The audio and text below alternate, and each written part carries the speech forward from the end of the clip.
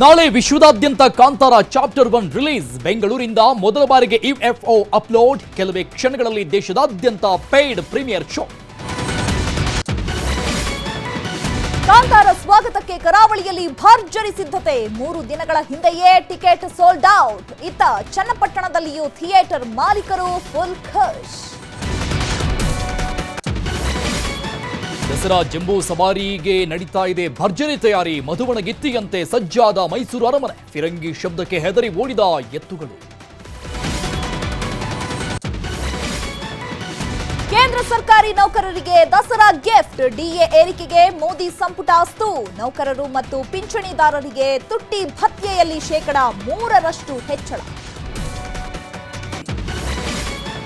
Asia cup ಪ್ರದಾನ ಮಾಡದೆ ಮೊಂಡಾಟ. ಭಾರತದ ಆಕ್ಷೇಪದ ಬಳಿಕ ಎಚ್ಚೆತ್ತ ಪಾಕಿಸ್ತಾನ. ಕ್ಷಮೆ ಯಾಚಿಸಿದ ಮೊಹಿಸಿನ್ ನಖ್ವಿ.